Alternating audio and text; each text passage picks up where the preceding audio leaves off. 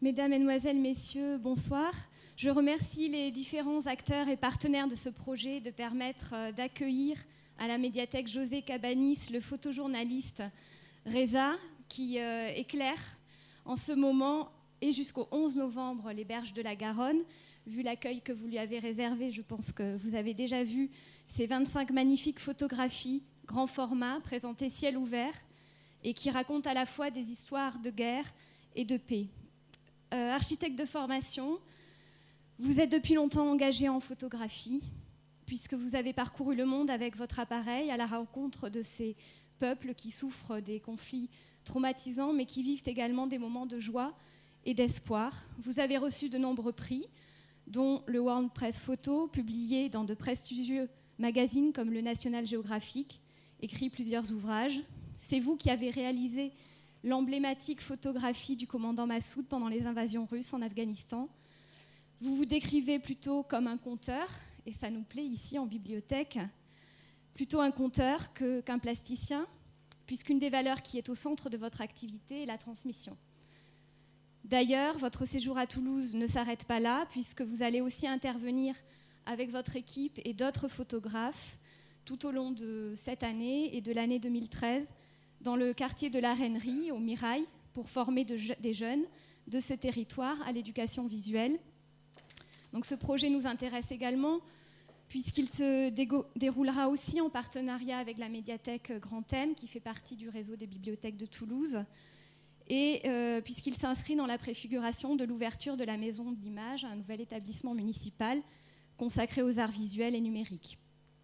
Donc cette conférence d'environ 50 minutes sera suivie d'un débat avec vous d'une vingtaine de minutes. Le temps est un petit peu compté malheureusement. Lors de rencontres comme ça, on voudrait que ça dure toute la soirée. Et donc d'une vente dédicace avec notre partenaire de la librairie Ombre Blanche. Je vous invite aussi à consulter, parce qu'on est quand même dans une médiathèque, et à emprunter les ouvrages de la bibliothèque qui sont mis à votre disposition par le pôle art au 3e étage. Vous avez une présentation dans la salle d'exposition et vous pourrez trouver là des documents, des DVD et des livres pour approfondir cette rencontre. Donc Reza, je vous laisse nous parler de vos images, de vos voyages et de votre conception de l'engagement en photographie qui, selon vous, peut contribuer au changement social. Vous allez nous montrer comment. Merci.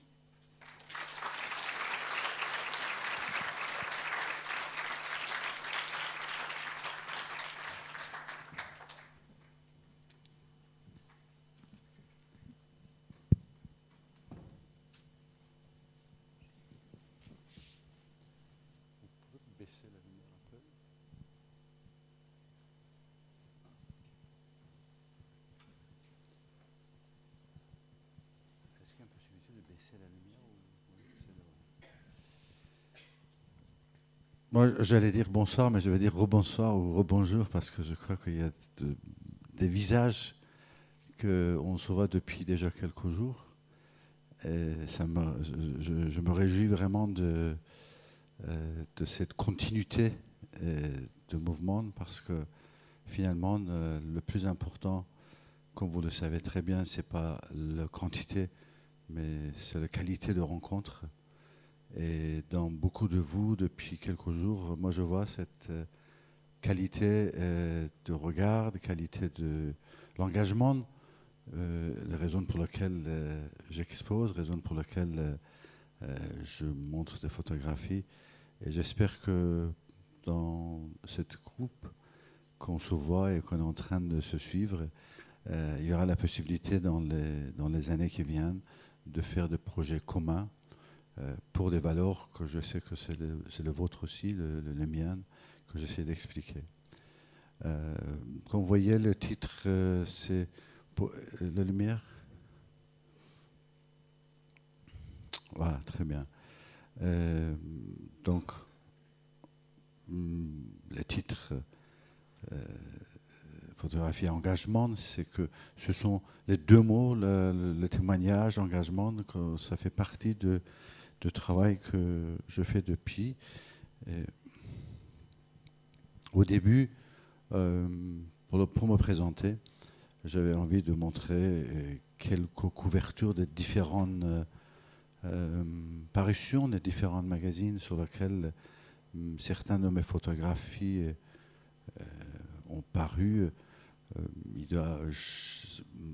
Depuis début des années 80, 79 exactement, où j'ai commencé à travailler, j'ai été emmené à collaborer avec presque l'ensemble de la presse internationale, que ce soit directement ou à travers les agences pour lesquelles j'avais travaillé. Mais vous voyez un peu la variété de ces mouvements. Ici, j'ai voulu montrer les différentes couvertures de magazines National Geographic pour lesquels je travaille depuis 1991. National Geographic, c'est le plus ancien, je dirais, ou peut-être un des plus anciens magazines au monde. Et ils ont commencé en 1888. Aujourd'hui, ça, dans 32 langues, avec une circulation de 10 millions de copies en tout par mois. Donc chaque fois qu'il y a un reportage, c'est dans 10 millions de copies. Après, évidemment, vous avez la télévision, le channel aussi, qui sont d'autres moyens de répandre. Là, ce sont les couvertures de mes livres. Nous avons fait, surtout avec Rachel, 25 livres. J'aimerais juste me pointer celui-là. C'est le livre qui m'a emmené ici. C'était un moment où National Geographic, en 2003, avait décidé de faire 12 régions de France par 12 photographes et faire un coffret. Et moi, j'avais choisi Languedoc-Roussillon et Midi-Pyrénées. Et c'est en faisant ce livre que je suis arrivé un jour de 2003 à Toulouse. Et je suis tombé amoureux de cette ville. Voilà, c'est pour ça que je suis là. Je sais pas, pour ceux qui étaient hier dans l'Ombre Blanche, j'avais parlé de mon premier livre, Paix en Galilée. Béout, c'est couverture de celui-là. J'ai mis quelques images aussi sur le terrain, de voir un peu comment on voyage. Ici, c'est le passage de rivière au nord d'Afghanistan. On passe sur les rafts comme ça, avec les peaux de vaches gonflées. C'était le temps de Taliban. Et au fond, ce que j'ai su après, c'est que c'est la même rivière où il y a 2000 ans, Alexandre le Grand et son armée avaient passé. Hérodote, il écrit, et il décrit exactement le même raft, le bateau sur lequel ils ont traversé. 2000 ans après, on a le même. Ça, c'est devenu connu, c'est l'emblème de cette expo, de la couverture d'Entre guerre et paix. C'est aussi un moment où, dans un des reportages au sud d'Afghanistan, sur la frontière afghano-pakistanaise, j'ai voulu aller. Le sujet, c'était de voir comment la recherche de terroristes ou de Ben Laden, enfin par l'armée américaine, ça se fait. Donc j'ai suivi pendant 3 mois, j'ai vécu dans cette région. Et il y a un village que certaines, peut-être vous vous souvenez, il y a 10 ans, c'était le village le plus bombardé de toute l'histoire d'Afghanistan, qui s'appelle Tora Bora. Et c'est là où, pendant longtemps avant, Ben Laden y vivait. Mais le moment où ils ont commencé les bombardements, c'était évident qu'il n'y avait plus personne, donc que les habitants du village. Et cette fille, il a l'âge de bombardement. Il avait 1 an quand le bombardement a commencé. Donc tout ce qu'on voit dans son regard, et tout ce qu'on voit dans beaucoup des regards des enfants pendant la guerre, c'est cet questionnement, c'est cette incompréhension constant de traumatisme de la guerre. Mais avant de passer à d'autres photos, j'ai envie de montrer un petit film. Je fais aussi des films depuis longtemps. de 1 minute, de 2 minutes, de 5 minutes, utilisant mes photographies et les narrations ou les textes avec Rachel que nous travaillons. C'est un film que j'ai appelé en anglais In the Eye of the Storm, dans l'œil de cyclone. C'est 300 de mes photographies de 30 ans en 5 minutes. Donc, vous allez voir, ce qui est important pour moi, c'est essayer de voir chaque fois que vous voyez une photo, que si c'était vous qui étiez là-bas, avec un appareil dans la main, ou sans appareil en tout cas, essayez de voir celle-là. Et j'essaie aussi par ça de montrer pas seulement la guerre, mais aussi l'ensemble des endroits où j'ai photographié, les gens que j'ai rencontrés. Donc 300 photos, 30 ans de travail dans les 5 minutes, dans l'œil de cyclone. Baissez la lumière, s'il vous plaît.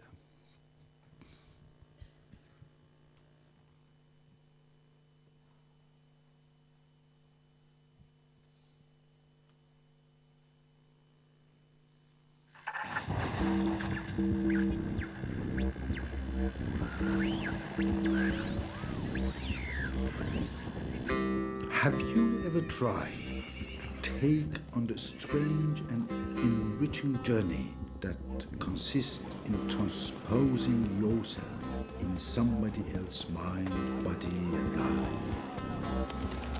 Listen to the story behind these photographs. I can still hear the unbearable torture of mourning in their wailings. Hell is on the other side.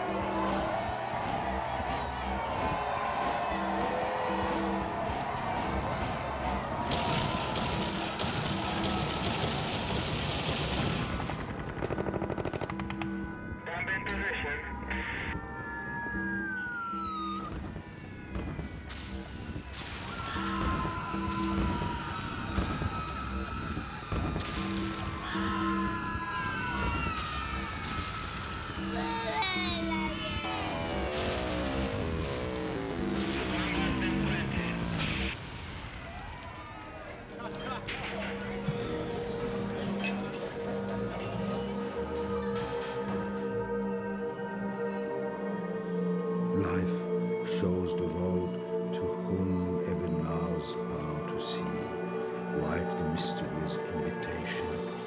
Come.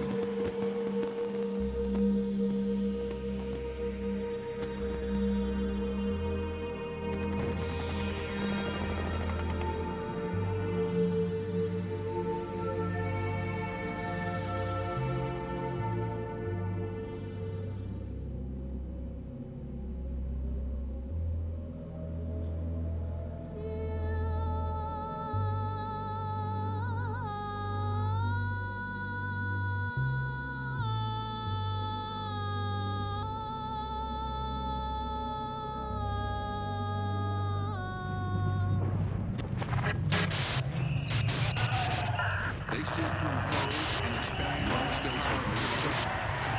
Religious self-imposed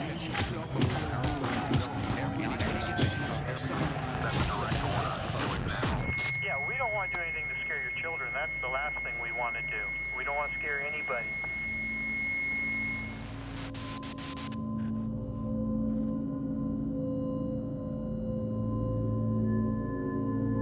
The art of war is simple enough. Find out where your enemy is, get at him as soon as you can, strike him as hard as you can and as often as you can, and keep moving on.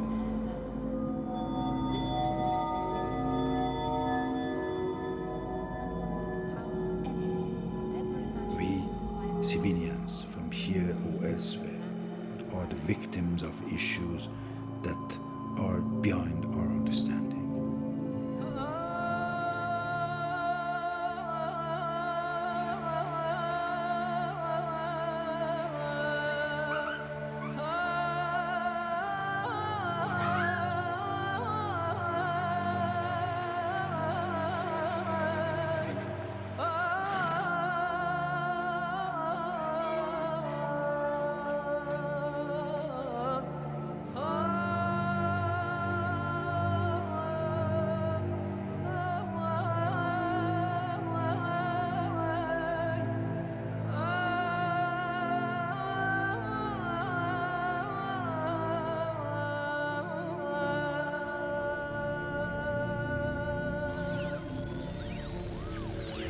Every moment, your house, your country, your story are within you.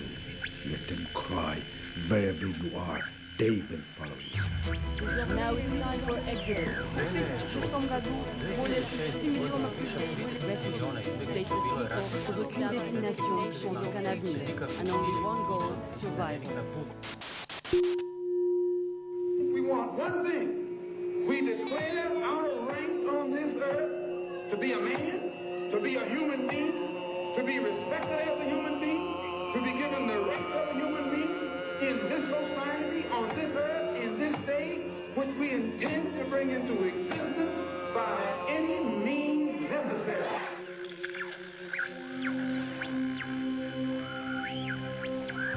I can still hear the childlike laughter resonating like a hint of irony in the bitter memory of those many destinies shattered by war and injustice. It is impossible to remain a spectator.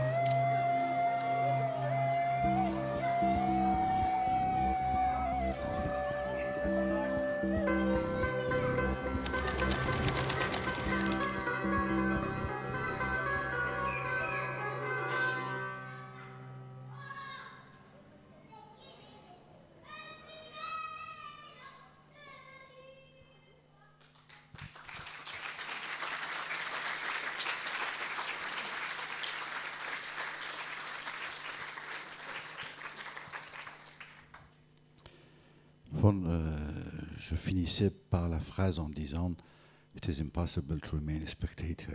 C'est impossible de rester spectateur. Une fois que vous avez vu ça, une fois que vous étiez témoin de ça, et comme vous avez vu, c'est pas que la guerre, c'est aussi la vie moderne. Il y avait aussi Michael Jackson, il y avait aussi Madonna, il y avait Cindy Crawford, enfin toute une tous les noms qui font finalement quelque part le monde comme il est. Et it is impossible to remain a spectator, ça veut dire ça veut tout dire enfin dans la réalité de ce que je fais. On continue avec les images. Ouais, justement, je voudrais montrer aussi un portrait de Tasia Costa que j'ai fait l'année dernière.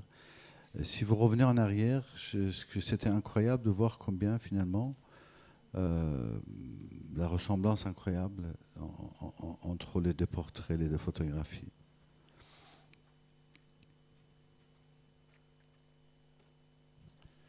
C'est des destins différents, mais finalement, c'était important aussi de voir combien, dans l'ensemble, quelque part, l'humanité se ressemble aussi.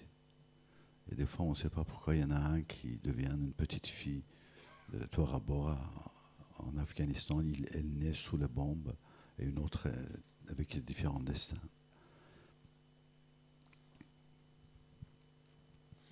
J'ai mis certaines photographies de l'expo aussi, mais comme vous le connaissez ou vous l'avez lu l'histoire, c'était juste pour que vous voyez dans les différents formats et une qualité de projection aussi, la photographie.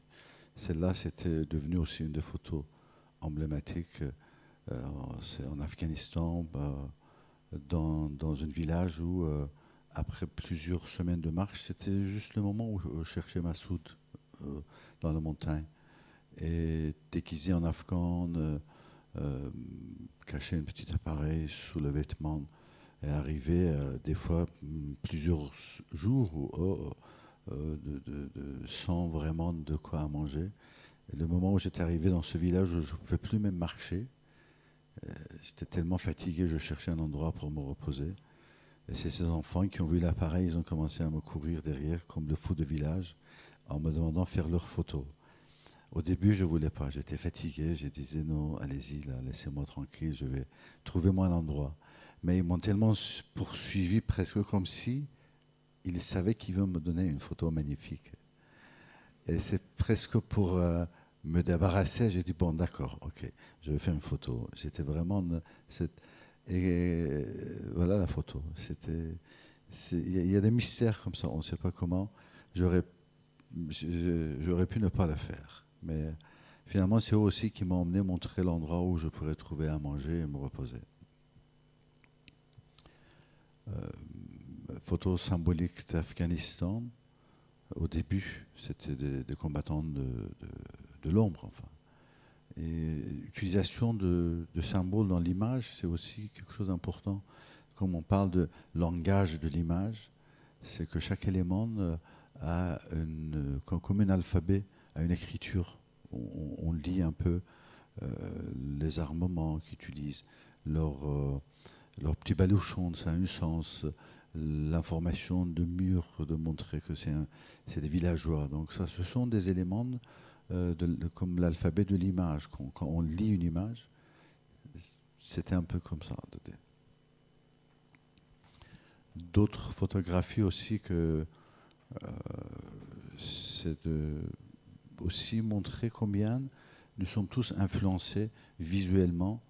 Il y a une mémoire visuelle qui transmet, qui fait que nous aimons ou nous n'aimons pas une image, ou pourquoi une image devient importante ou d'autre. Je sais que je me souviens depuis l'âge de 10-12 ans, j'avais vu le tableau de Guernica de Picasso quand j'étais enfant, et ça m'avait vraiment frappé. J'avais gardé, je regardais beaucoup. J'ai regardé ça. Et après, cette photo que j'ai dû faire ça dans 1/500e de seconde, quelque part, sans vraiment avoir la possibilité même de composer. Chaque fois que je regarde, je vois que la tête de cheval, c'est exactement la tête de cheval de Guernica. Donc c'est ça le mémoire visuel aussi qui transmet de l'un à l'autre.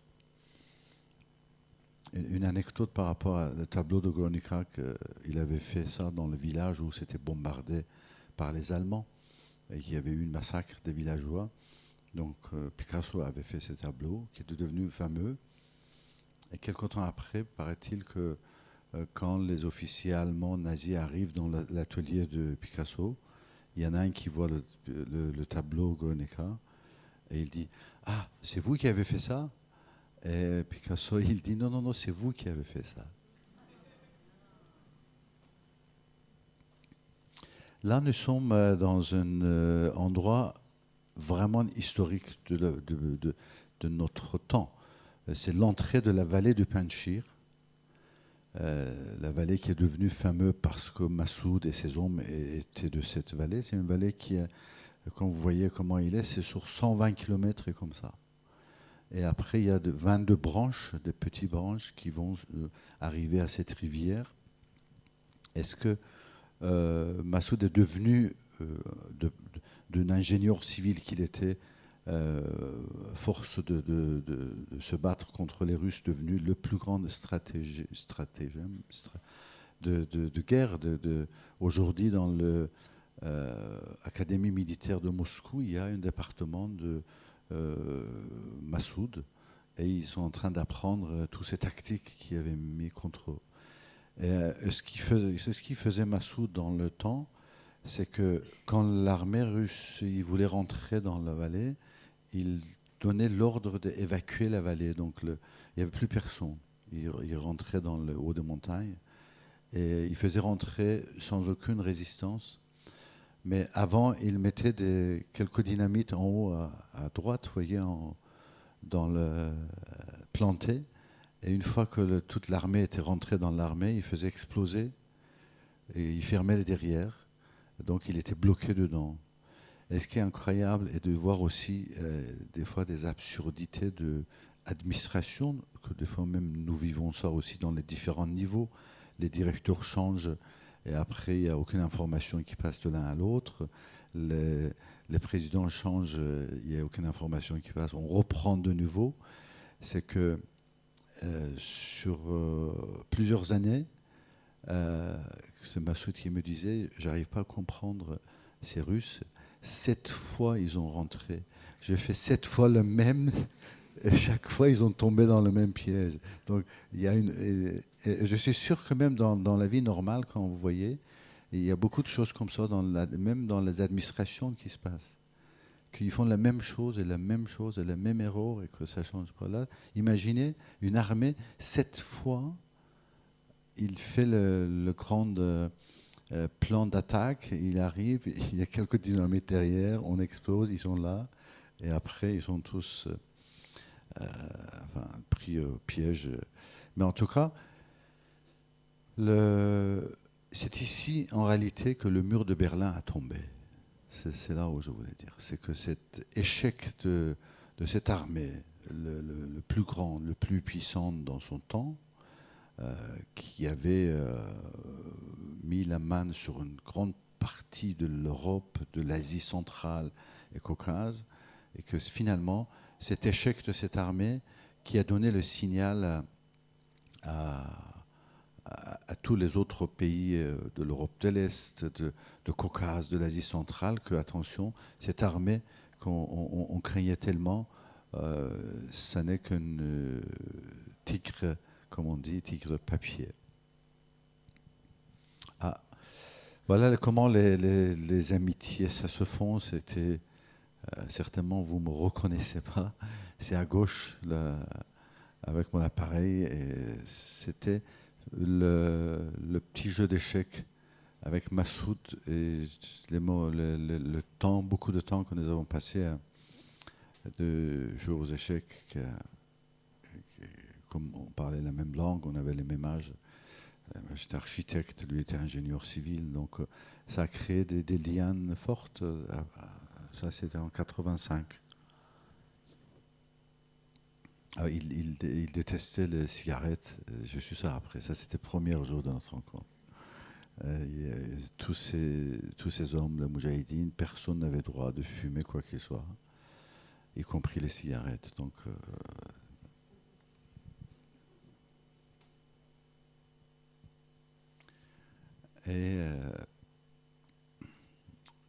après notre rencontre, j'ai su très vite que c'était un homme de culture, presque un poète, parce qu'il connaissait beaucoup des poésies par cœur. La culture persane, le pilier de notre culture, notre civilisation, c'est la poésie. Et nous avons des poètes comme Rumi, Hafez, Saadi, Khayyam, Omar Khayyam, certains, où beaucoup ils sont traduits. Depuis 10 ans, par exemple, le poète Rumi est le poète le plus lu aux États-Unis. Ça fait 10 ans qu'il est le best-seller de tous les poètes. Le Rumi, qui est une poète du XIIIe siècle. Donc on lisait beaucoup de poésie.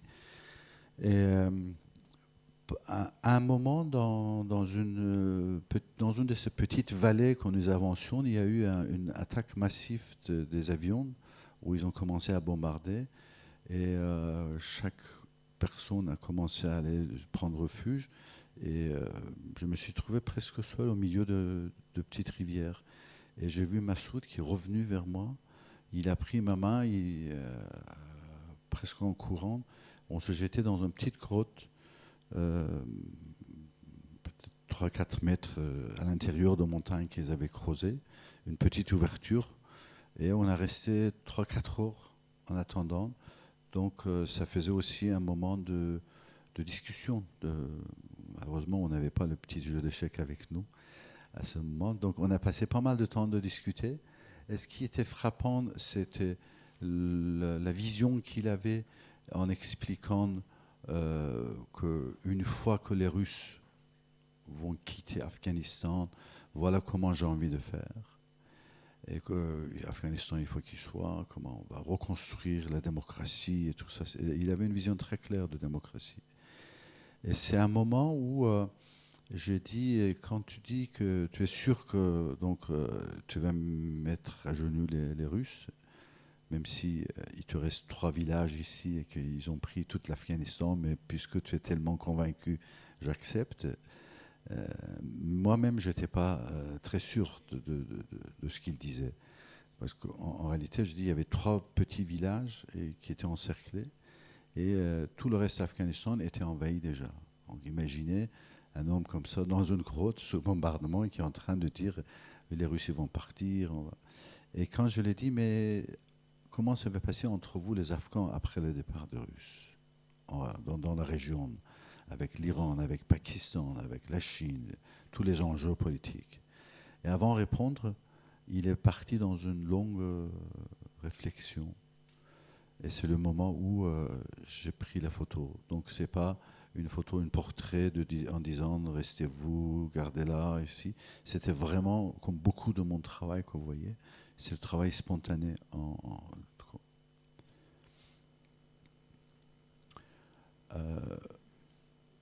C'est pas le bord de Garonne, mais c'est la vallée de Panchir. À un moment, en discutant, Massoud m'avait dit oui, mais vous, le photographe, je suis sûr que vous aussi, vous dites la même chose. Vous faites plein de photos et on ne les voit jamais. Vous ne montrez jamais, on ne voit jamais nos photos. Et j'ai dit que je te promets que je ferai une expo pour les villageois. Et cette promesse, je l'ai tenue presque 20 ans après. En 2008, je suis retourné dans la vallée de Panchir. Et j'ai fait cette installation. Ce sont les chars russes qui étaient détruits par Massoud et ses hommes, près de son tombeau. Et donc j'ai fait cette installation, j'ai imprimé à Kaboul, j'ai fait construire tous les cadres que vous voyez.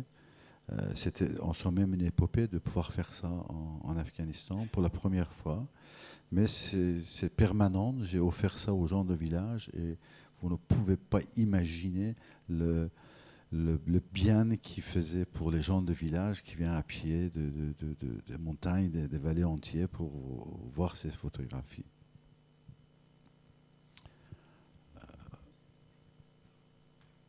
Ça, c'est presque une de mes premières photos de Afghanistan. Je dirais même le moment où je devais rentrer en Afghanistan, comme on devait se déguiser et se cacher et traverser la montagne à pied. C'était un groupe de gens qui vivaient près de frontières du côté pakistanais. C'était des réfugiés. Cet homme, c'était le patriarche d'une famille avec plusieurs filles, garçons, des petits-enfants. Il était 122 en total pour sa famille, ses descendants. C'était en comptant sa femme, ses enfants et quand ils avaient traversé la montagne pour se réfugier au Pakistan, c'est lui-même qui avait dit « Je ne veux pas aller très loin de mon pays, je veux rester là pour voir toujours ». Donc ils avaient construit des petites baraques derrière. Et le patriarche, tous les jours, il passait son temps sur son lit.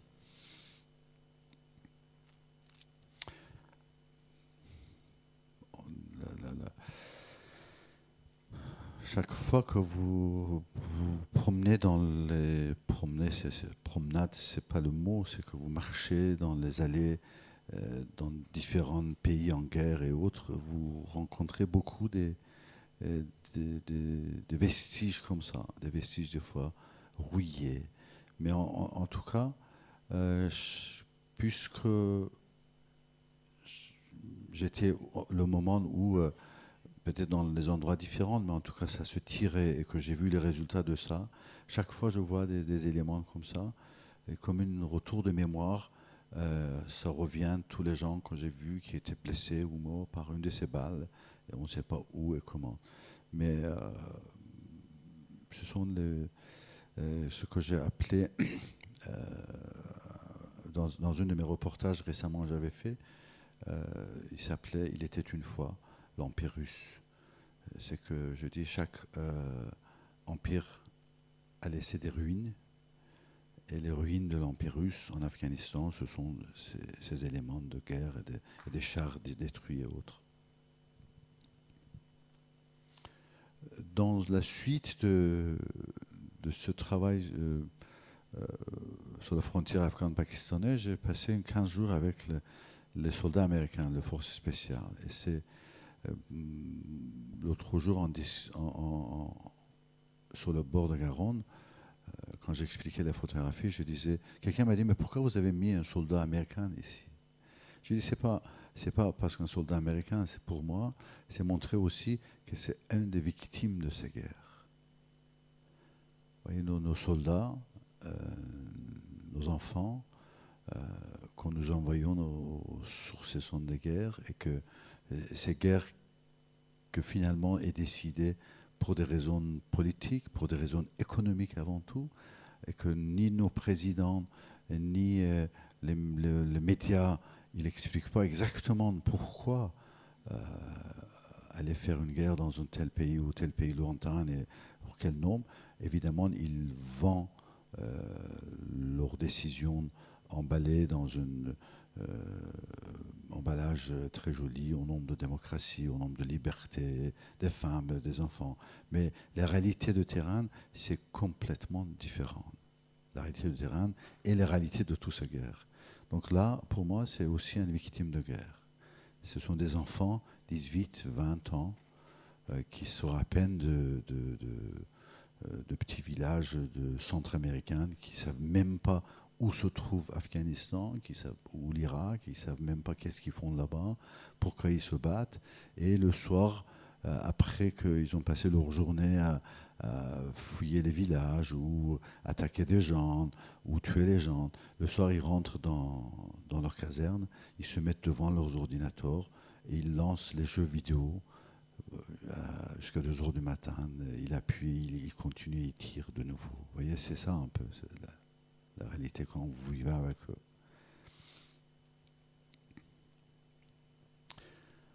Cette photo, j'avais publié en 2 pages en 2003 en disant pourquoi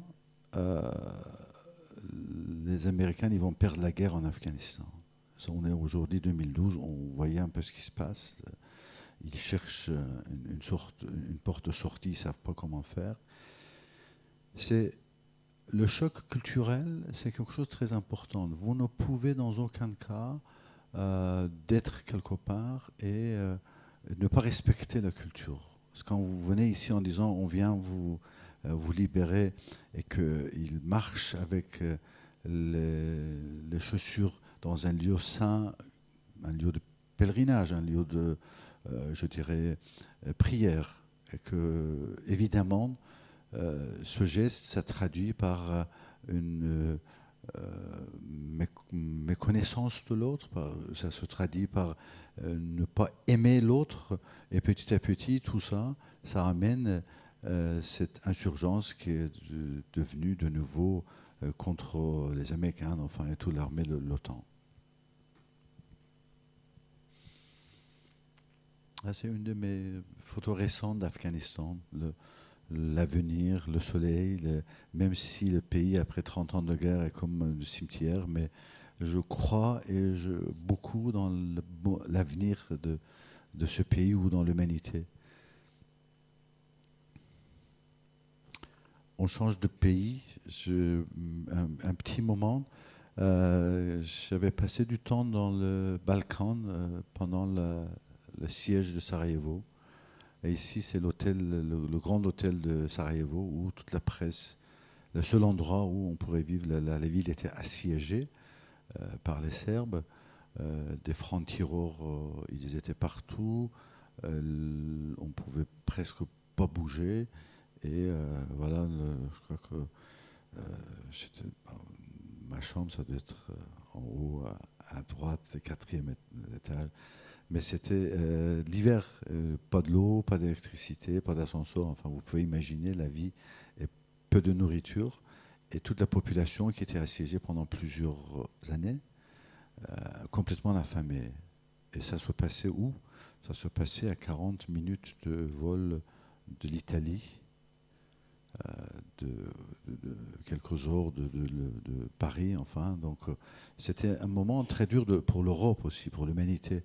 Ces moments. Mais plus dur encore de toute la guerre, c'est ce moment précis dans la rue de Sarajevo, un petit moment de répit où les gens y commençaient à courir, chercher de l'eau, de nourriture, que j'ai rencontré cette petite fille, tellement innocente, mais aussi de nouveau avec le regard perdu de l'enfance. Ce qui se passe dans la guerre et le conflit, c'est cette perte de cette innocence de regard d'enfance qu'on a ici. Et très vite, ça change. Et ce moment, ça me restera toujours parce que c'est un moment malgré tout ce que j'ai vécu dans la guerre, les morts, les blessés, les souffrances que j'ai vues, mais ça, cette petite fille que quelques jours avant le Noël, je me rapproche d'elle et je dis, qu'est-ce que tu fais là? C'est dangereux. Ils vont tirer. Il dit, mais je vends mes poupées. Et c'est une absurdité au milieu de guerre où ça tire partout, cette fille qui est venue. Et quand je lui ai dit, mais pourquoi tu fais ça? Elle hésite un peu, elle dit, parce que ma grand-mère n'a pas mangé depuis 4 jours. Pour moi, ça traduisait qu'elle-même, elle n'a pas mangé depuis 4 jours, que sa famille n'a pas mangé.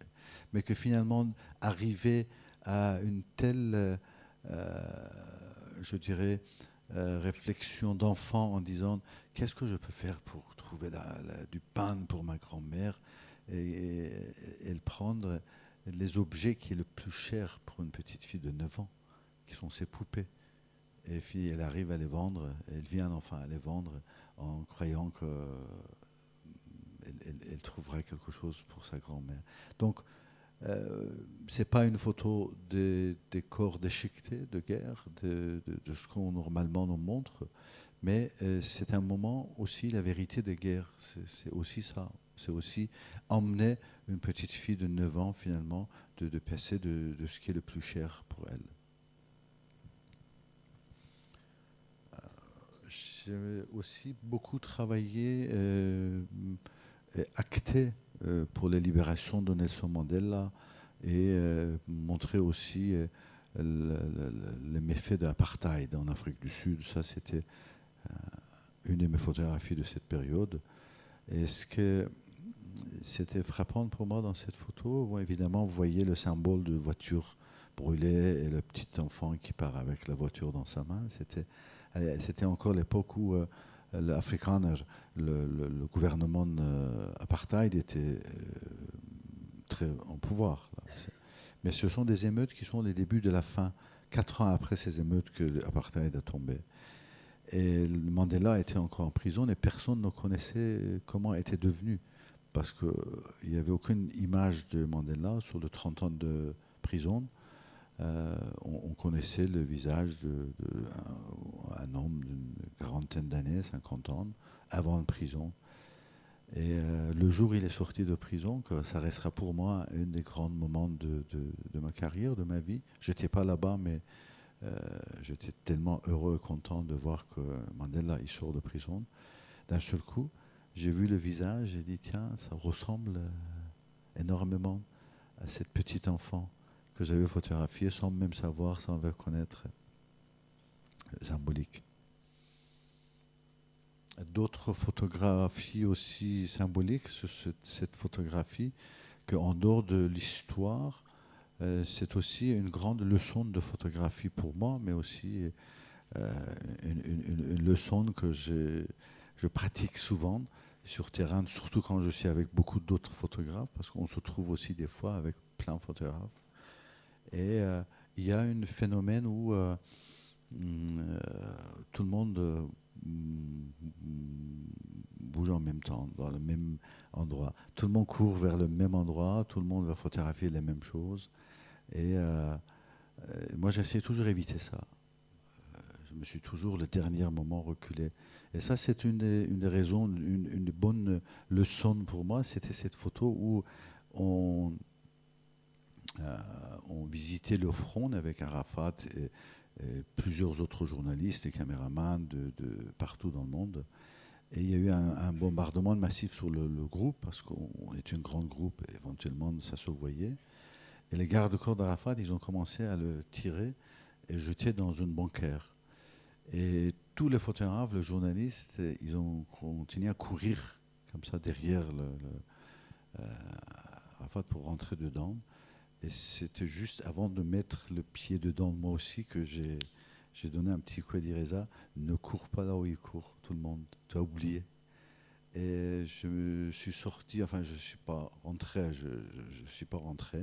J'ai fait un petit tour et j'ai vu cette scène où il était en train de regarder. J'ai eu le temps de faire une ou deux photos, qui est devenue photo de l'année. J'ai eu beaucoup de prix. et aussi une des photographies qui est beaucoup utilisée pour les leçons de photojournalisme sur terrain, comment il faut agir. Évidemment, dans l'ensemble de mon travail, l'Afrique aussi a une place importante. Parmi les différents travaux en Afrique, c'est la tragédie de Rwanda et Burundi que j'ai beaucoup couvert, tantôt par l'histoire de SIDA, parce que c'était aussi 2 pays qui étaient touchés massivement par SIDA. Il y a eu 30% des cadres d'un certain âge étaient complètement décimés dans peu de temps. Et ensuite, il y a eu cette génocide et massacre. Donc ça, c'est un moment où on se trouve dans le pays ex-Zaïre avec 2 millions de réfugiés qui ont fui Rwanda et Burundi après les massacres, après les génocides. Et on se trouve dans presque 2 millions de réfugiés répandus dans 5 camps, y compris 20 000 enfants, où UNICEF et Croix-Rouge, ils les sont réunis ensemble, mais ils ne savent pas comment faire avec ces enfants, ils ne savent pas si les parents sont morts, ils ne savent pas si les parents sont vivants, et s'ils sont vivants, où se trouvent. Donc, Croix-Rouge et UNICEF, ils avaient commencé une idée qu'ils avaient déjà utilisée dans d'autres endroits, c'était la photographie. Mais quand on est arrivé avec Rachel, ils nous ont demandé de les aider et continuer le projet. Ce que j'ai lancé, la formation de quelques photographes, quelques réfugiés en réalité, de faire des portraits et ensuite photographier 12 000 de portraits de ces enfants. La photographie, ça se faisait comme ça, c'était des petits studios, tous les enfants y venaient. Il y avait un numéro et on ne donnait pas de nom parce que comme c'était après des massacres, on avait peur de représailles si jamais il y a quelqu'un qui trouve un enfant avec un nom ou sa famille était impliquée dans un massacre. Donc c'était seulement le numéro. Et c'était rentré dans une base de données sur terrain. Imaginez que tout ça, ça se passe dans le camp réfugié. Tout ce travail, photographie. Et on n'est pas dans l'âge numérique encore. C'était des films, il fallait filmer, envoyer à labo, faire tirage, imprimer. Et on posait 25 questions à chaque enfant, où il y avait le nombre, tout ce qui se souvenait, le nombre de villages, le nombre de rivières. S'il y avait donc 25 questions qui pourraient quelque part repérer l'enfant. Bon, ça, c'est le moment où ils sont en train de faire des photos. Et après, voilà les expos qui étaient faits dans les camps de réfugiés. Il y avait 12 000 portraits. Ça doit être... Je ne sais pas si on n'a même pas pensé à rentrer dans leur livre de Guinness du record, le 12 000 portraits exposés. Mais ce qui était incroyable de voir combien les familles, les gens qui avaient perdu des enfants ou ils cherchaient un proche, ils venaient, ils passaient des heures et des heures pour regarder et finalement ils mettaient le doigt sur un en disant ça c'est lui, c'est mon fils ou c'est mon petit-fils ou ma fille. Et une fois qu'elle disait ça, on posait les mêmes 25 questions à la famille, à la femme ou à l'homme ou à la personne qui avait dit ça c'est mon enfant, pour voir si les réponses et les questions ça coïncide avec ce que l'enfant avait dit, c'est vrai ou non. Et si c'était vrai que c'était vrai, ensuite, selon une cérémonie, enfin, l'enfant a été remis à ses parents. Pourquoi je montre ça? C'est une partie de l'ensemble de ce que je fais avec la photographie. Donc, les formations, donc l'utilisation de la photographie, dans l'exposition des livres, des films. Tout ça, pour moi, c'est un ensemble de dire comment la photographie, ça peut donner des fois des réponses aux problèmes qu'on ne sait même pas comment résoudre. Que ce soit le problème social, les relations avec les gens, que ce soit raconter l'histoire d'un peuple, la souffrance d'un peuple pour que l'autre il réagisse, ou dans ce cas précis, comment juste utiliser la photographie pour que la famille soit liée l'un à l'autre. Juste pour donner un exemple, sur les 12 000 enfants qui étaient photographiés et montrés pendant 4 mois, vous avez une idée combien ils ont trouvé leurs parents par la photographie? 3500 sur les 12 000. Vous voyez, déjà, d'arriver avec un petit projet comme ça, je dirais, utiliser la photographie et réunifier 3500 enfants avec leur famille, je crois que c'est une bonne réponse de l'utilisation de l'image et photographie. À un moment, j'ai appris aussi une autre chose en faisant ce projet, c'est que la relation que nous avons avec la photographie, c'est quelque chose qu'on apprend quotidiennement. À partir du moment où on est né, on voit les photos de nos proches, de nous-mêmes, et donc le cerveau, il commence à faire un programme de, quand on voit une photo qui est en 2 dimensions, de trouver la personne qui correspond à cette photographie. Si vous n'avez pas vu de photos avant, c'est très difficile d'apprendre ça. Ce qui fait que pour comprendre ça, moi j'avais fait un portrait de moi et je tenais à côté de moi, j'allais voir tous ces gens en disant on cherche cette personne, vous l'avez vue? Je disais non, on l'a jamais vue. Et c'était... Mais après, je me suis rendu compte que c'est les enfants, tout de suite, c'est le seul qui voit tout de suite, oui, c'est vous. Donc, on a commencé à distribuer des chocolats et des candies dans les expos pour les enfants, en les invitant, venez, et si vous trouvez quelqu'un, et c'est beaucoup des enfants, c'est des enfants qui ont trouvé leurs proches ou leurs frères, que des grandes.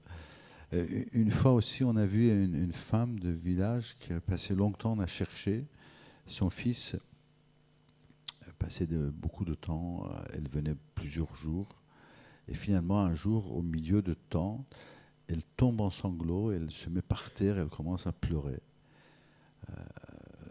Tous les gens ils courent de « Madame, qu'est-ce qui se passe? Pourquoi vous pleurez ?»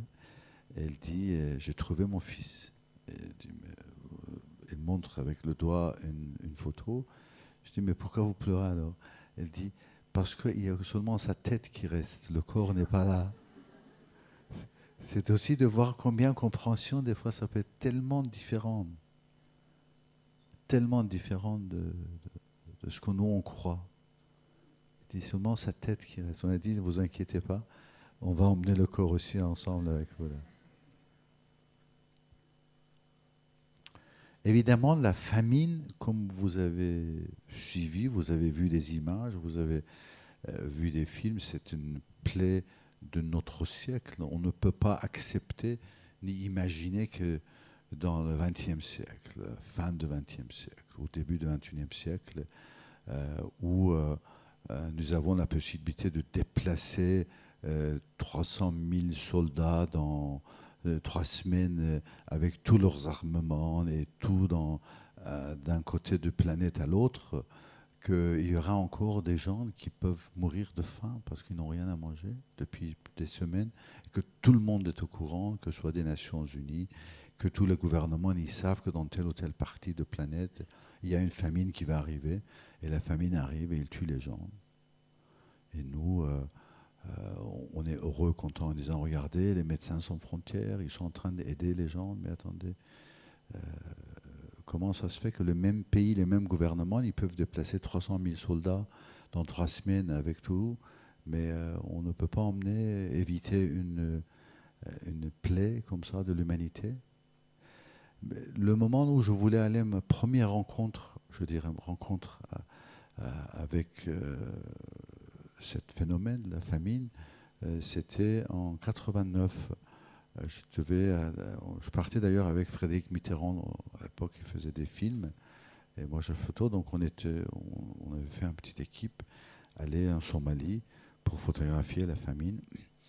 Et je ne me sentais pas vraiment à l'aise avant d'aller, parce que j'avais vu toutes ces photos des autres photographes où on ne montre pas un être humain, on montre un objet qui est en train de mourir, un objet par terre, un objet...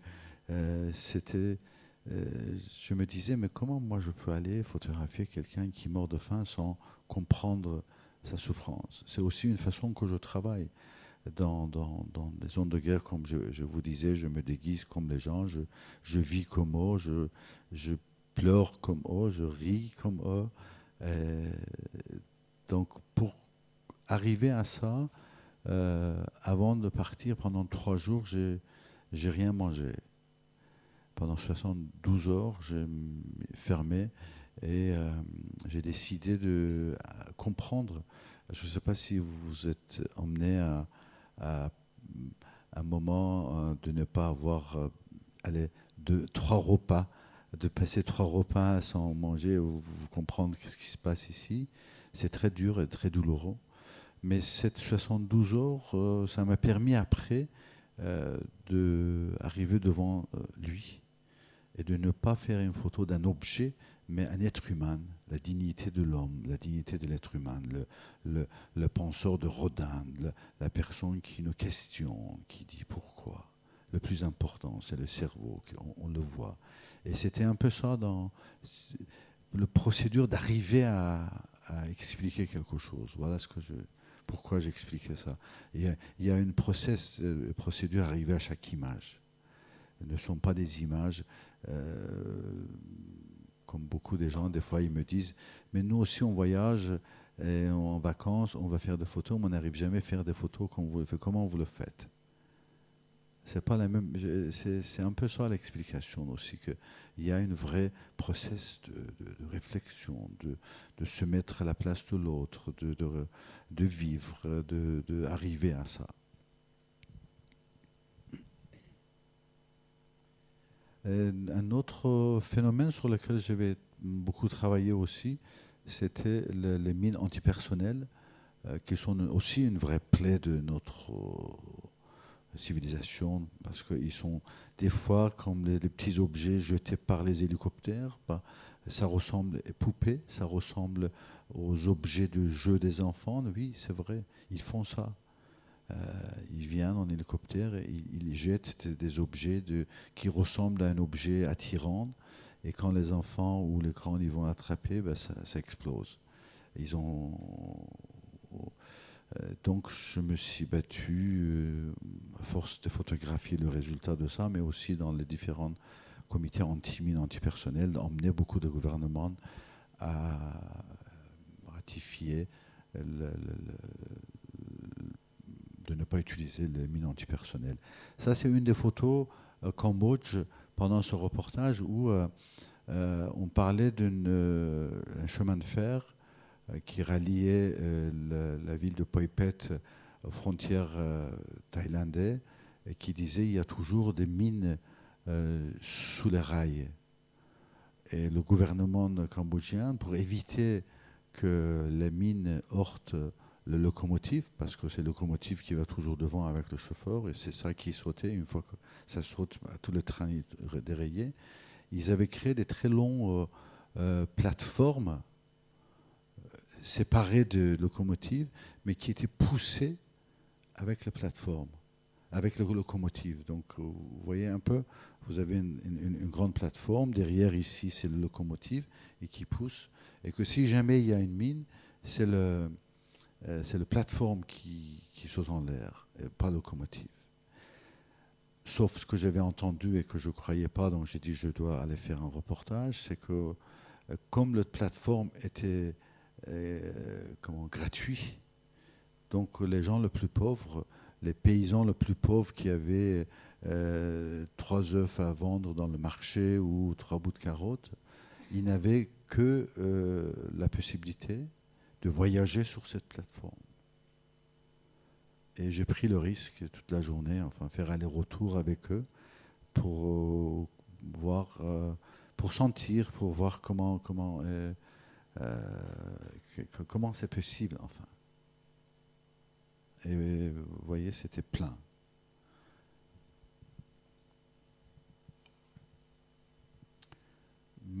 D'autres endroits, d'autres pays, je me suis aussi intéressé pas mal.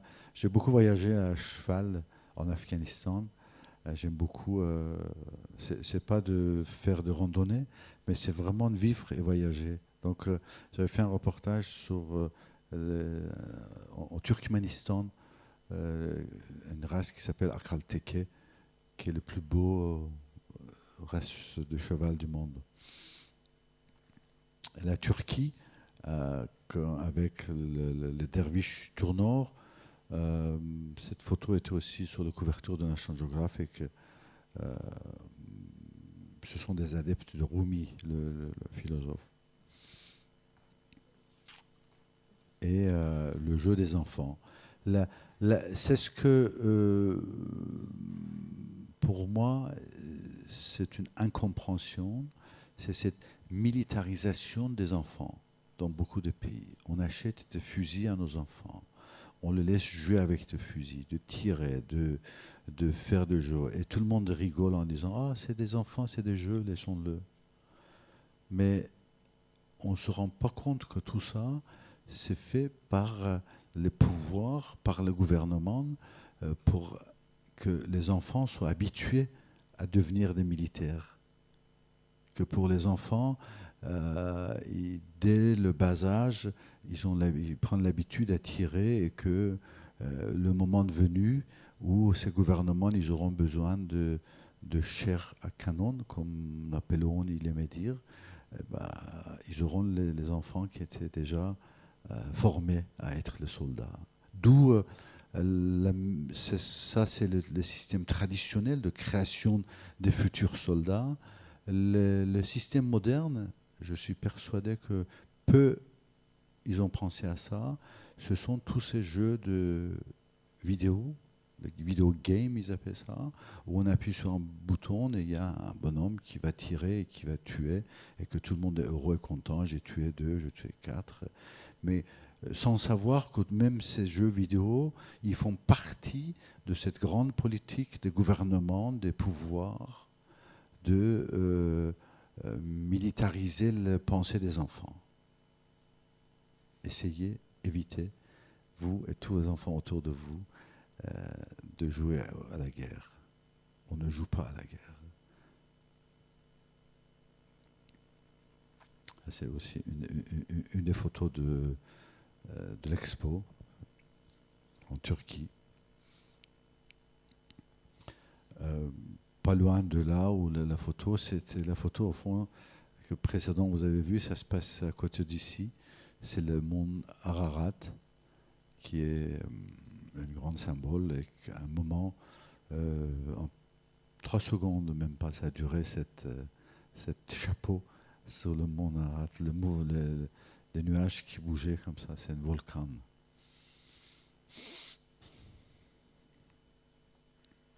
En Turquie, ils ont une très, très jolie tradition qui s'appelle ça la lutte à l'huile. C'est ancestral depuis longtemps, c'est autour de Méditerranée. C'est pendant le moisson ou le récolte, je ne sais pas comment on dit moisson, récolte des olives. Ils font cette fête où les lutteurs, ils sont complètement mis l'huile d'olive dessus. Après, ils commencent à rentrer dedans. Donc, c'est tellement difficile à s'attraper.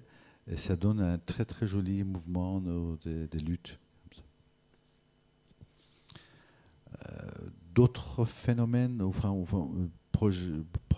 problèmes, je dirais, de notre planète sur lequel j'ai beaucoup travaillé, c'est le pétrole. C'est tout ce qui est pétrole, gaz et le résultat de ça. Pour vous dire que 80% des guerres du XXIe siècle, surtout de fin du XXe siècle et maintenant, ça se joue autour et pour l'histoire de pétrole et gaz, que ce soit la guerre en Afghanistan, que ce soit la guerre de Karabakh entre Azerbaïdjan et Arménie, la Tchétchénie, la guerre de Syrie aujourd'hui, maintenant, en Nigeria, tout ça, c'est lié à un problème de gaz et de pétrole. Ici, on est au bord de la mer Caspienne.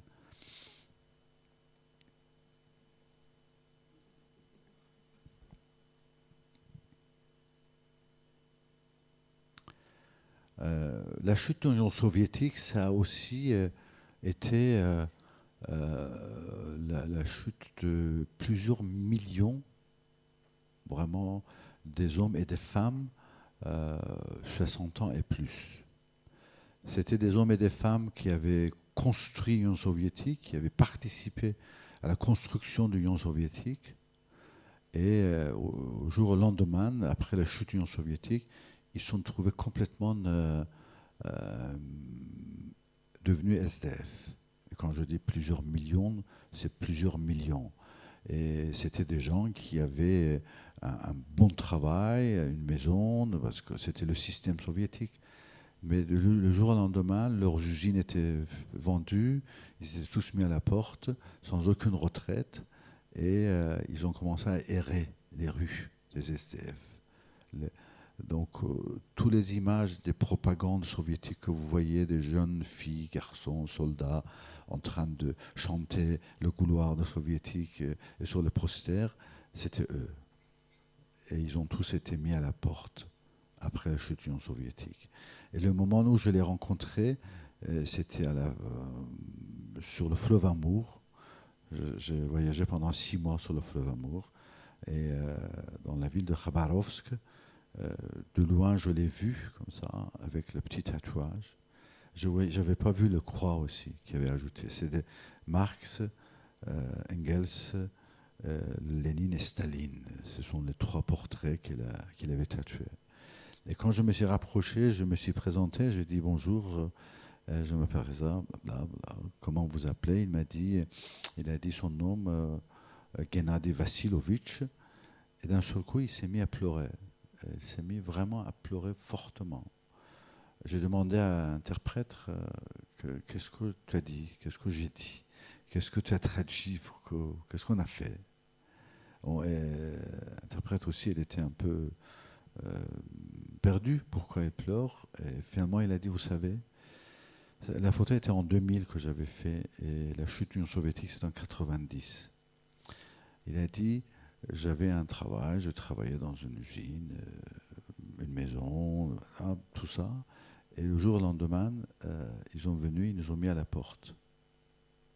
Personne ne nous a donné ni retraite, ni rien. La maison était partie, je me suis trouvé dans la rue. Ma femme était décédée, mes enfants, ils ne sont plus là, je ne sais pas où ils sont. Et je dis, mais pourquoi vous pleurez? Il dit, parce que ça fait 10 ans, personne n'a demandé mon nom. Vous êtes le premier après 10 ans qui vient me saluer, demander comment je m'appelle. C'était ça aussi la réalité de cette fin de l'Union soviétique. Une autre image de cette guerre de Azerbaïdjan, Arménie, le massacre d'un village azerbaïdjanais par les soldats arméniens, le village de Khojali qui était complètement encerclé et massacré. Et cette femme, un des survivants de ce massacre. Dans mon travail, il y a aussi beaucoup de portraits, travail sur le portrait que je fais. Celle-là, c'est que devenu, on appelle ça le Sinbad, la couverture du livre de Sinbad, dans l'expo. C'est un Égyptien que j'avais rencontré sur le bord de Nil, la rivière, quand je cherchais à avoir un petit bateau, comme un taxi, là où, pendant 4 jours j'étais là et j'avais besoin d'une petite... Et lui, il avait un petit bateau, donc pendant 4 jours, on travaillait avec et j'ai fait un seul portrait de lui. Ou portrait de Benazir Bhutto, qui était une étudiante d'une famille dont le père était premier ministre de Pakistan et après, dans un coup d'État, était tué. Elle est revenue pour se battre et elle a gagné la campagne électorale.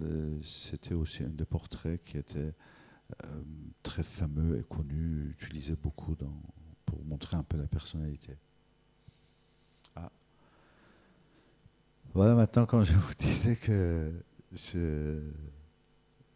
dans chaque pays, dans chaque endroit, dans chaque histoire, il faut être le plus proche de culturellement. Hier, quelqu'un avait posé une question aussi en disant que Robert Capa, un des grands photographes du siècle, a une phrase qui dit que il faut être plus près de son sujet et quelle est cette distance pour vous. Et ma réponse était que oui, je connais très bien, enfin, je n'ai pas connu personnellement, il est décédé en 1956 sur une mine au Cambodge. Mais ce qu'il dit, il parle de distance physique. Il parlait de qu'il faut être très près de votre sujet. Mais après, j'ai dit, mais c'est un cartésien. C'est parce que pour lui, ces distances, ça ne peut que physique. Pour moi, la distance, c'est la distance émotionnelle. Être près de votre sujet, oui, mais pas.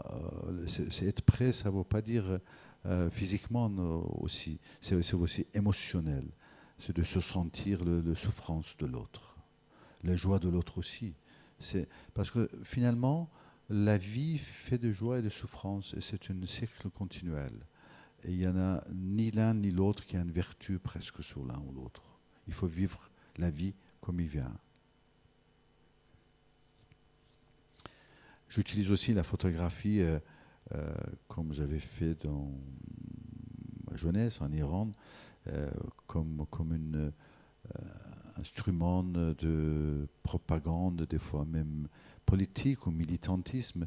Vous vous souvenez, il y a quelques années en Iran, les émeutes, parce qu'il y avait des fraudes électorales et que plusieurs millions de gens ils ont descendu dans la rue, mais que le régime a donné une réponse très dure, une répression brutale, où ils ont tué des centaines de gens et arrêté de massacrer des gens. Et il y a une jeune fille qui était tuée et qui était filmée quand il a reçu une balle dans le corps et qu'il a tombé, et que tout ça a été filmé et montré. C'est une des premières fois dans l'histoire qu'on a ce qu'on appelait le citoyen journaliste, qui sont arrivés. Maintenant, on voit beaucoup en Syrie, ailleurs. Mais là, en 2009, en Iran, c'était les premières. Et la fille qui est devenue très fameuse dans le monde, et aussi en Iran, il s'appelait Neda. Neda, ça veut dire la voix, ou l'appel en même temps, en personne. Donc, j'ai fait cette installation, pris sa photo, a écrit son nom, et avec une écriture qui disait « Nous sommes tous une seule voix, nous sommes tous un seul appel ensemble », une slogan qui allait très bien. Et j'ai fait un appel, il y a 500 personnes qui sont venues à Paris devant la Tour Eiffel, chacun y tenait le masque. Et cette photo a été envoyée massivement en Iran aussi pour dire qu'il y a finalement il y a une volonté de l'extérieur de ne pas oublier la lutte qu'ils ont. Ensuite, j'ai emmené la même chose, et j'ai fait la même chose à Washington devant vous pouvez imaginer d'emmener 500 personnes devant la Maison Blanche. C'était pas une affaire simple, mais j'ai dû fermer les deux côtés de la rue devant la Maison Blanche pour pouvoir faire cette photo. Là, alors je connais pas. Le tout premier cours de photo que j'ai commencé, c'était ça. En 1983, dans le camp de réfugiés afghans, quand je me suis rendu compte que finalement, c'est bien que moi je fasse ces photos, que je publie dans le Time Magazine, dans Paris Match et autres, mais qu'Afghanistan, avec la distance, avec la grandeur du pays, et que nous, les photographes, on ne peut aller à pied. Et quand vous allez à pied, imaginez si vous deviez couvrir la France à pied. Le temps et que vous rentrez de Marseille, vous pouvez arriver, et le journal il vous dit « Reza, tu as 3 semaines. Qu'est-ce que vous pouvez faire de Marseille à pied? Vous pouvez monter jusqu'à où? Dans le montagne. En plus, il faut que vous cachiez, donc aller-retour en plus. Donc c'est là où je me suis dit, il faut apprendre les Afghans eux-mêmes, parce qu'ils vont aller dans leur pays, vivre là-bas. Si je les forme, et je les achetais des appareils, à chacun des petits appareils, ils pourront photographier. C'était les premiers débuts de tout le travail formation que j'ai lancé. Et le résultat, maintenant, avec l'association AINA à Kaboul, en Afghanistan enfin, un des projets que nous avons lancé, c'était comment emmener l'information, imaginez, dans les villages complètement perdus, où il y a une mortalité enfantine très forte. Et comment passer les messages aux familles, aux femmes surtout, quels sont les symptômes de ces maladies et qui peuvent aider leurs enfants. Donc, le concept que j'avais toujours, que je revienne à ce que comment avec l'image on peut trouver des solutions, de faire des films de 10 minutes en utilisant les histoires folkloriques afghans de pays, pas des films documentaires où un médecin il explique les symptômes de maladie, mais des films vraiment prendre le petit récit folklore, faire un film joué par les acteurs et actrices afghans dans la langue locale, et à l'intérieur de ça, mettre le message des médecins, le message quels sont les symptômes de maladie, comment on peut éviter telle ou telle maladie. Donc, ces cinémas itinérants, pendant longtemps, dans plusieurs centaines de villages en Afghanistan, étaient devenus une moyen de répandre l'information. Et au-delà de ça aussi, j'ai dit, on était dans le village où les gens n'avaient jamais vu des films. Ils n'avaient pas de télévision, donc c'était un moment de ce que j'appelle l'éducation visuelle informelle. C'est une réponse aussi à le manque d'éducation traditionnelle. Utiliser l'image pour l'éducation. On a aussi à Kaboul lancé le premier magazine pour les femmes. On a créé un centre de formation et production en même temps. On les forme, mais ils produisent en même temps beaucoup de femmes, des journaux, des magazines, une radio pour les femmes. Il émet 11 heures par jour. Il s'appelle La Voix de femmes afghans. Et c'est en train de répandre dans plusieurs autres pays maintenant. Là, c'était les premières femmes photographes afghans. Elles ont eu beaucoup de parutions, des prix, elles travaillent beaucoup tous. Et pour moi, le fait de former dans les pays comme ça des femmes à tous les métiers de médias et communication, c'est aussi un moyen de, dans plusieurs générations, avoir donné une éducation meilleure et aussi une arme, un pouvoir aux femmes de prendre en main ce qui est l'information, la communication, la culture. Et une marche vers la paix, ça passerait aussi par les femmes. D'où l'importance de ce que, avec Aïna ou tout le projet que je mène, c'est la formation des femmes à tous les métiers de médias. On a aussi lancé un magazine pour les enfants là, qui s'appelle L'Envol. L'Envol, c'est plus qu'un magazine pour les enfants, c'est aussi la seule matière imprimée en couleur avec beaucoup d'informations, de vie. C'est une fenêtre vers le monde, c'est beaucoup d'informations pour les familles. J'ai entendu qu'après la Deuxième Guerre, ici, il y avait quelque chose qui s'appelait l'almanach rural. C'est un peu la même chose qui se fait en Afghanistan, distribué gratuitement et dans beaucoup de villages ou des orphelinats. Parmi les projets de formation, donc, c'est pas seulement dans les pays, je dirais, en guerre ou en guerre ouverte, comme Afghanistan ou Ouganda que nous menons ce projet, c'est aussi un projet urbain de formation. Depuis 3 ans, j'ai commencé en Italie, en Sicile, dans les banlieues les plus dures de l'Europe, qui s'appellent les Brino. Et ce sont les 100 enfants de cette, je dirais, banlieue qu'on est en train de former. Depuis 3 ans, on travaille avec eux comme un projet pilote.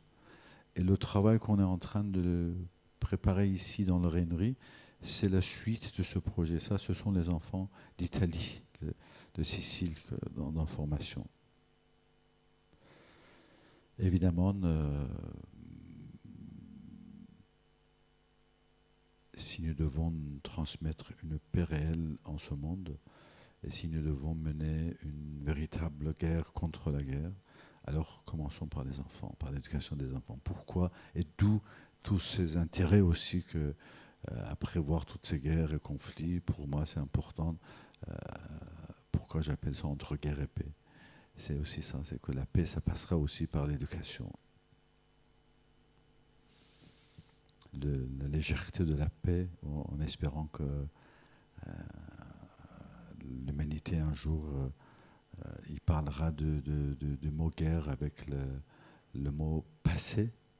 Et moi, j'en suis persuadé qu'à un moment, dans quelques centaines d'années, peut-être un millier, les gens ils vont parler de nous du XXIe siècle comme des ancêtres barbares qui mettaient leur argent et leur temps à faire des casernes et de construire des avions de chasse au lieu d'éduquer leurs enfants, au lieu de mettre tout ça pour la santé, pour les recherches, pour la science. Donc oui, quelque part on est barbare, mais pas pour longtemps. Que l'humanité avance et nous avançons aussi avec l'humanité. D'où je pense que l'image est un vrai alphabet, un vrai langage, et que ça peut devenir un vrai alphabet de changement pour le meilleur. Merci beaucoup de votre attention et j'étais très heureux. Merci beaucoup.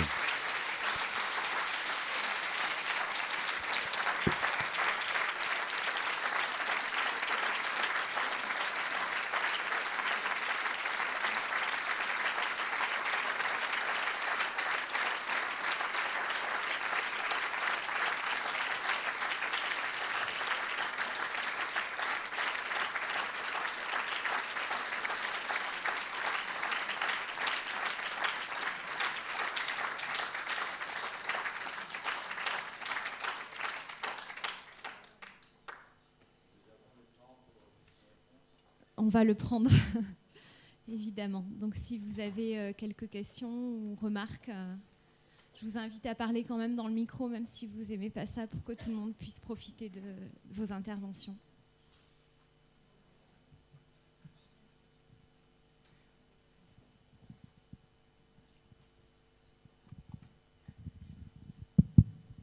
Bonsoir. Donc, merci pour cette conférence et celle d'hier à Ombre Blanche. C'est vraiment un plaisir de vous écouter et c'est un honneur de vous poser une question. Ma question porte sur l'exposition sur les berges de la Garonne et j'aurais voulu savoir comment vous avez décidé de quelles photos seraient mises en avant lors de cette exposition et comment s'est opéré ce choix pour ces photos. Enfin, les vrais, je dirais, responsables, ils sont assis devant. Il y a Rachel et Thierry Aouja, directeur artistique, et Rachel qui a été dans le choix final. Enfin, on est arrivé, mais finalement, c'était une concertation d'ensemble qu'on a fait. Le concept était simple. Essayons de trouver des images qui vont parler des événements importants que les gens ils ont vécu sur les 10, 20, 30 dernières années où j'ai travaillé. Donc, ce sont des événements qui étaient tout le temps montrés dans la presse, mais sous l'angle avec la presse, comme vous avez vu, j'ai une vision de terrain qui est différente de ce que la réalité qui est montrée, enfin, pas la réalité, mais de ce qui est montré dans le grand média. Deuxième, c'était de faire de façon où chaque photographie se joue comme une face-à-face entre la personne qui regarde et la photographie, qu'il n'y aura pas des obstacles comme si c'est qui regarde une œuvre d'art, mais qui regarde comme s'il rentrait dans une réalité, la personne. Donc, évidemment, il y avait des éléments graphiques, le couleur, ça aussi, ça joue, tout ça. Et chaque photo considérée comme un chapitre d'un livre. C'est comme un livre, enfin une exposition, c'est comme un livre. Et dans chaque livre, vous avez des pages ou des chapitres. Si vous enlevez un chapitre, ça devient incompréhensible. Donc c'était un peu sur l'ensemble de ça. C'était un travail, ça a pris presque un an de traverser 1 200 000 photographies et les descendre à 25, c'est pas quelque chose de simple, mais grâce à mes collègues, on a pu le faire.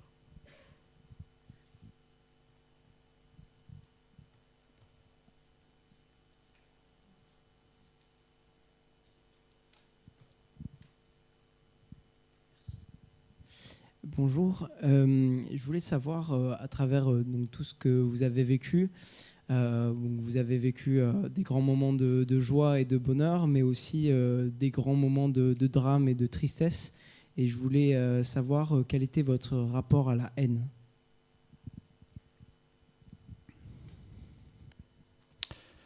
Il y a des attitudes qui peuvent nuire et blesser et casser l'âme à jamais. Et la haine fait partie je dirais, de ces attitudes où peut casser et briser une âme pour toujours.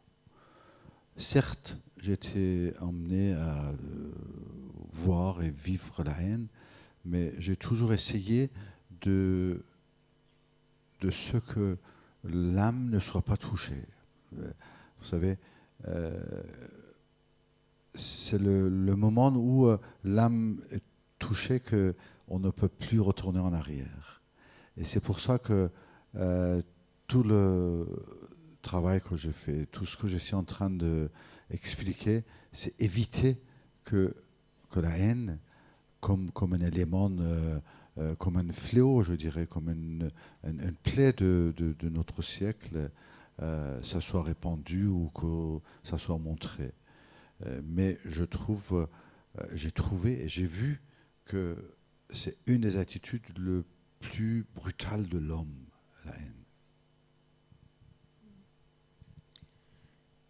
Bonjour. Imprégné que vous êtes de la poésie persane, comment l'utilisez-vous, surtout la poésie de Rumi, dans vos photos, dans vos prises d'images? Nous sommes ce que nous lisons. Il y en a certains qui disent nous sommes ce que nous mangeons. Vous savez, il y a ceux qui disent nous sommes ce que nous lisons. Et moi, j'ai lu de mon enfance la poésie.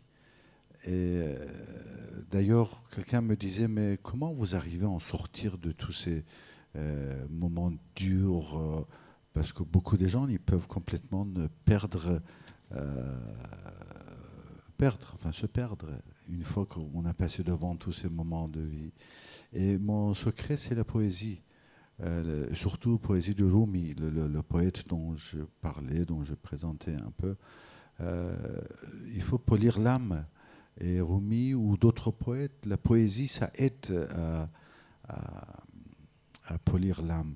Et de telle façon que être, comment on dit, imprégné, des fois sans le savoir, constamment, tout ce qu'on fait, ça ressemble à ce qu'on a lu. Récemment, il y a 3 ans, on a eu une rencontre avec un homme qui est devenu un ami, Jean-Claude Carrière. Jean-Claude Carrière, c'est 80 ans, et il a aussi beaucoup lu et étudié et même traduit dans certaines œuvres de Rumi. Et nous voulions faire un livre ensemble. On discutait quel livre. Et finalement, on est arrivé à un livre qui était basé sur une histoire du XIIIe siècle qui s'appelait Le Conférence des oiseaux, dont on a appelé L'Envol, le livre. La photo de femmes devant le fond jaune, c'est sur la couverture, L'Envol. Mais finalement, quand Jean-Claude est arrivé avec ce qu'il avait écrit, le manuscrit du livre Conférence des oiseaux, on n'a pas eu d'aller que je retourne faire des photos. C'est tout ce que j'avais fait avant qu'elle a trouvé en disant mais cette photo c'est exactement cette poésie, mais cette photo ça ressemble exactement à cette phrase. Donc c'est comme ça qu'on est imprégné, on fait des œuvres sans savoir que quelque part, comme je parlais de Guernica aussi, ou d'autres œuvres qui sont liées à une histoire, à une poésie, à à un roman qu'on a lu et sans savoir, on est en train de mettre en image ça.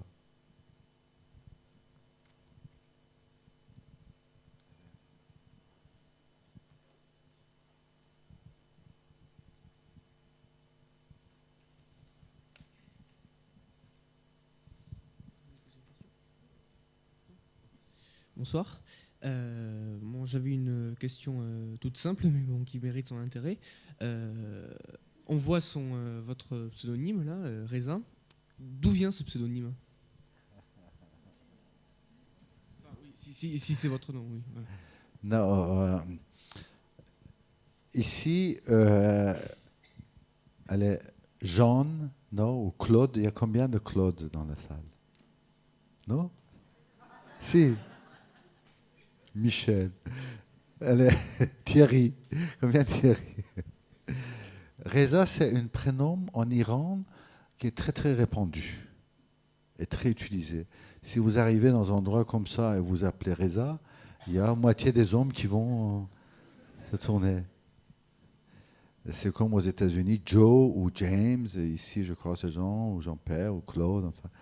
Donc, quand j'ai commencé à travailler comme photographe et pour publier dans la presse, comme je dis, je suis architecte de formation et je ne savais pas vraiment que je vais faire ça constamment. Et c'était un travail dur et politique au temps de régime.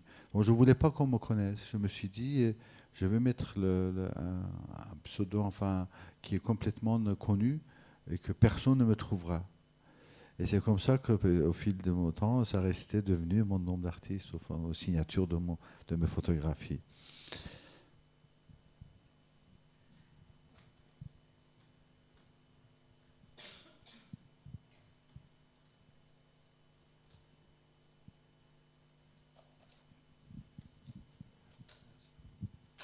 Bonsoir. À l'heure actuelle, où on parle énormément du syndrome post-traumatique pour les photographes, et, photojournalistes et reporters d'images qui sont au premier plan sur les conflits, comment vivez-vous ce que vous voyez, ce que vous avez vu, toutes ces atrocités, ces horreurs?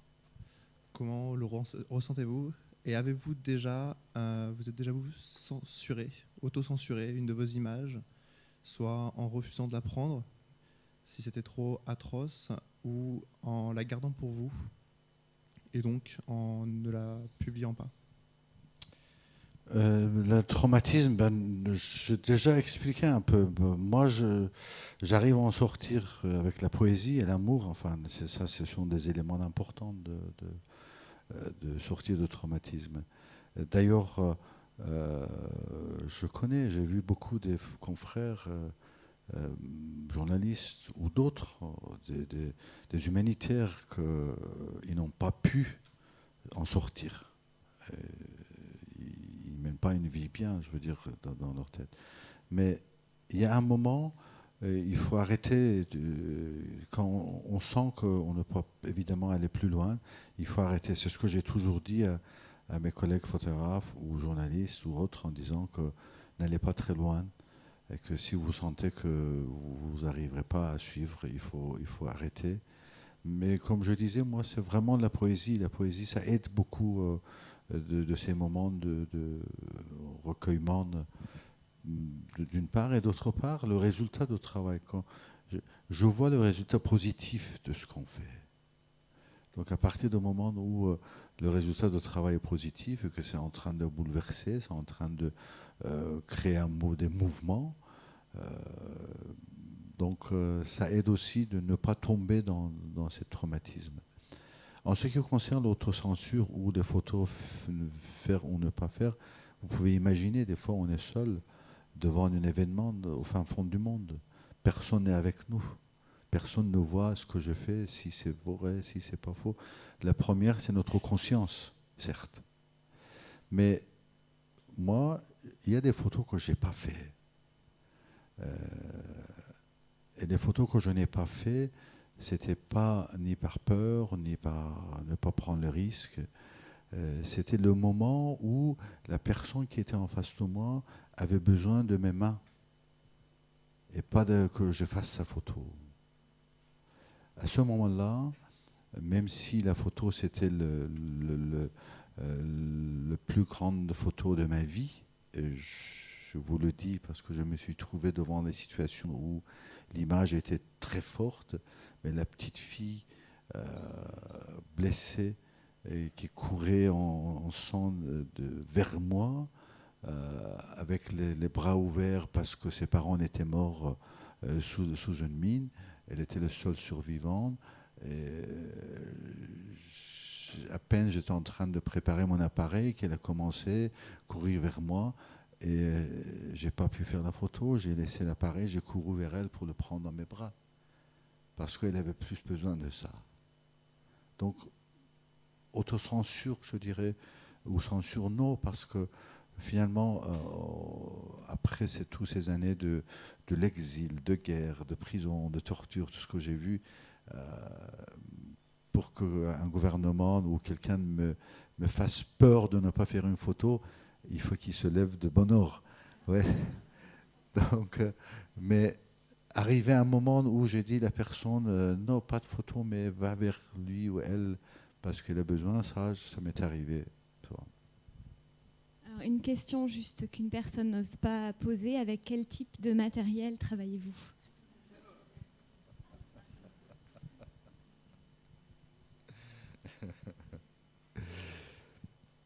On parlait de poésie. Oui. Et vous rencontrez un poète, vous avez aimé sa poésie, vous vous demandez jamais quel stylo il a utilisé.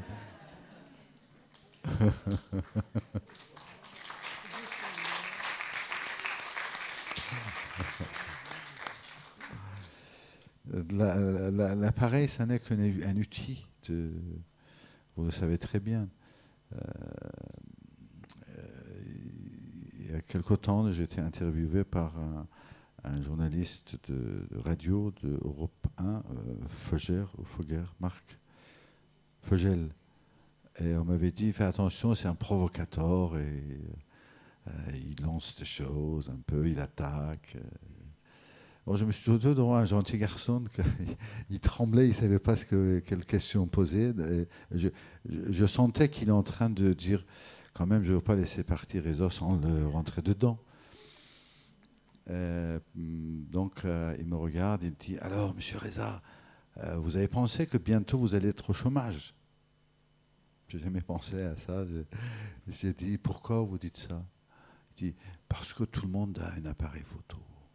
Tout le monde fait des photos. J'ai dit déjà, tout le monde n'a pas. J'espère qu'un jour, tout le monde en aura une. Première chose, j'espère qu'il y en aura une. Deuxième, vous avez un stylo, monsieur ? Il sort du devis. Avoir un stylo dans la poche n'a pas fait de vous un Victor Hugo.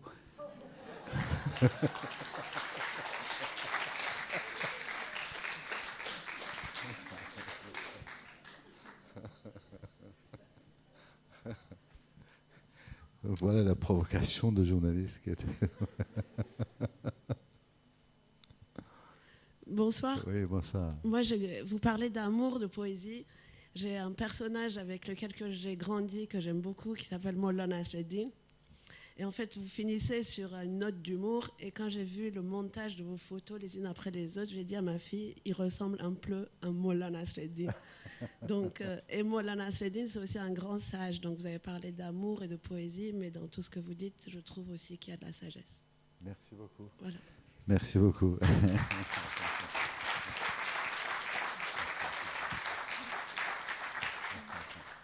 Si vous voulez bien, bon, à moins qu'il y ait une question vraiment importante, on pourrait finir sur ces très belles paroles. Et de toute façon, donc, il y a la vente des ouvrages. Et Reza, si vous voulez bien, pourra éventuellement vous dédicacer. Du coup, vous pourrez un peu échanger avec lui encore à ce moment-là. Merci beaucoup. Merci.